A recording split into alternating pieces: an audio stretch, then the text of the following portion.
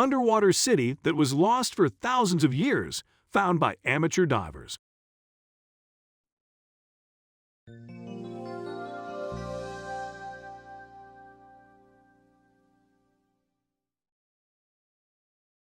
Unlike the city of Pompei and Babylon, the city of Thonis-Heracleion is not very well known. It has been lost for over 2,500 years, and some had started believing that it did not exist to begin with. When a group of dedicated archaeologists discovered this lost city, even they weren't prepared for the secrets it harbored. The Egyptian god of fertility, life-giving steward of its floods and lord of the river, happy for hundreds of years, proudly gazed upon the ships of trade and the bustling life of the city. Then, it was unarguably one of the greatest port cities on the face of the planet, the city of Thonis-Heracleion. It was probably the end of the 2nd century BC. Earthquake opened. There were tremors, and the ground began to sink beneath Happy's feet. More than 6 tons of finely crafted stone and artwork submerged into the sea within only minutes. The remaining settlement soon followed, and the legendary city of antiquity vanished underwater as if it never existed. In modern history textbooks, the city of Thonis-Heracleion was rarely mentioned. It was a legend but also a myth. All that was known about it was that it was like ancient Egyptian Venice. The city was the mainland for trade, with exquisitely built canals and ports. In the early 2000s, a crew of divers were exploring the Egyptian coast when they came upon a huge rock fragment under the sea. Intrigued by it, they decided to bring it to the land. Upon analysis, they found out that it was actually a fragment of the statue of Happy, covered with salt but still intact. After their finding, they decided to go further in their search and dive again. They ended up finding 6 more fragments. On their quest for more fragments, more objects were found. The researchers were ecstatic. This could be the city of Thonis-Heracleion they had been looking for.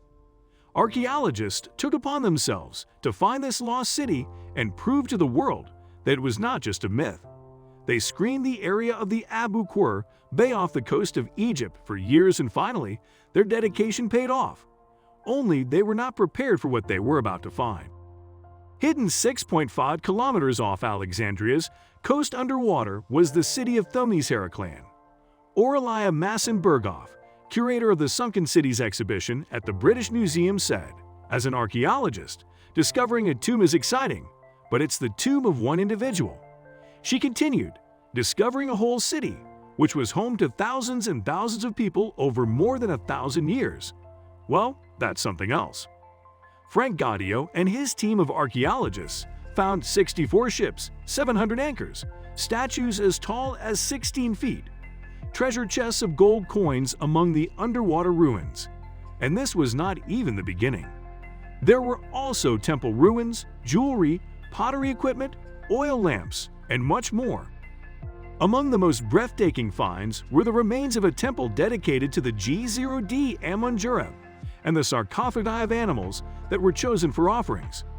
What is surprising is that even after being submerged underwater for well over 2,000 years, the artifacts, constructed out of granite and diorite, are well preserved and give a good look into the life of this port city of centuries old. From what has been found till now, it is clear that Thonis-Heracleion was not only an entrance to the Mediterranean, but also its connection to the Western world. It was a city of temples and tower houses, garlanded by harbors, with everything connected by a network of bridges and ferries. The city was responsible for the most traffic coming to Egypt via sea from the Mediterranean. The entire discovery actually began in 1933, when a pilot supposedly spotted something in the waters off Egypt's coast. By the end of that century, the European Institute for Underwater Archaeology had sent a team to find the lost city. The team took years to chart out maps, and a lot of technological aid was taken as the visibility in the waters was low. One researcher said, "The sea is all stirred up and charged with floating sand and mud that makes it difficult for us divers to see what is going on." This is a recreation of how the city would have looked like when it existed, and this recreation was only possible after what the researchers found underwater. This is the place where, after abducting Helen, Paris of Troy sought refuge. The city is believed to have been lost to the sea around the 8th century common. The facts of its existence faded over the years, as no proof of it was ever found other than a rare mention in some ancient text or another. There was no physical evidence of its existence until recently, when it became a fact rather than a fading memory. The magnificent findings you will see in the pictures to come are just a part of what they discovered. It took Frank Gaudio and his team more than 13 years to carry out the operation of excavating an entire city submerged underwater.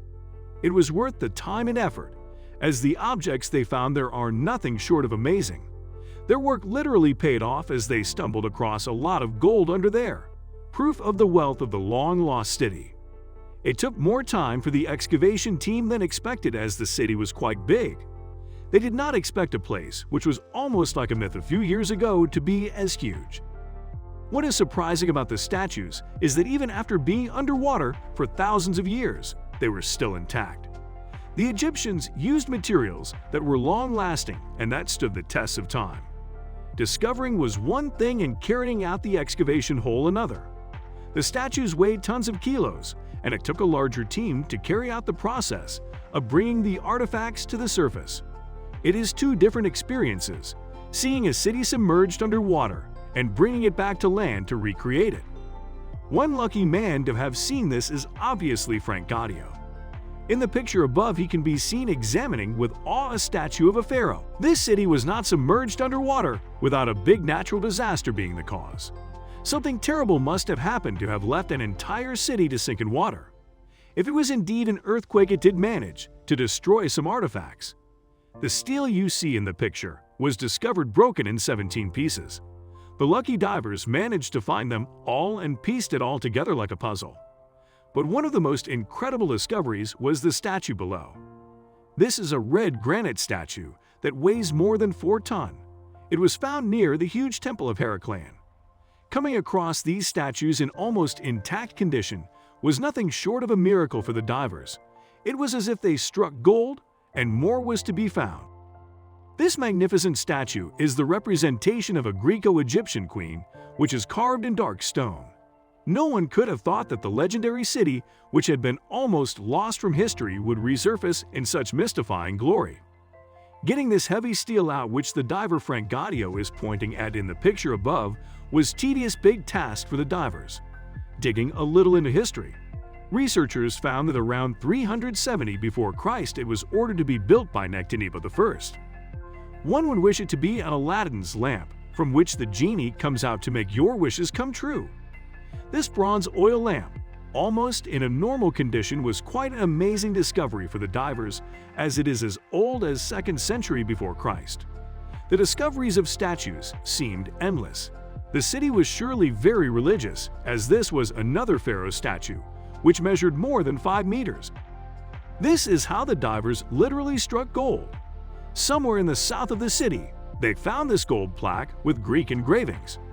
The closest guess has been that this is King Ptolemy III's, 246 to 222 before Christ. In ancient Egypt, Osiris was the G0D of the underworld, the afterlife, and rebirth. This image shows a bronze statue of him bearing his crown to wield his power. If it is looked at closely, you'd notice that the eyes of the statue are gold-plated. A number of golden objects was found around it as well. Here you can see one of the team members.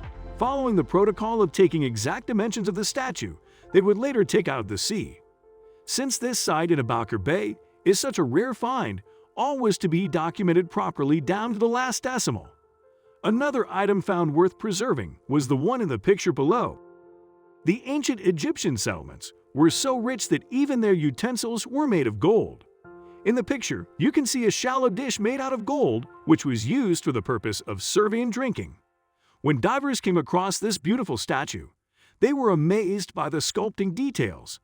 However, a debate has to occur among archaeologists. The identity of the statue became all they cared about. They have not settled whether it was Cleopatra II or Cleopatra III. Then something else was found.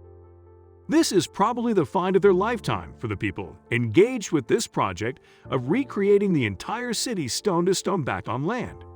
Nothing could beat finding so many artifacts all together, in fact, a whole city underwater. Since it is an entire lost city that has resurfaced, it has attracted historians and archaeologists from around the world who have flocked to carry out research on the same. What is most surprising is that even after being underwater for thousands of years, the city was almost untouched. Nothing seems to have been lost. Everything came together nicely.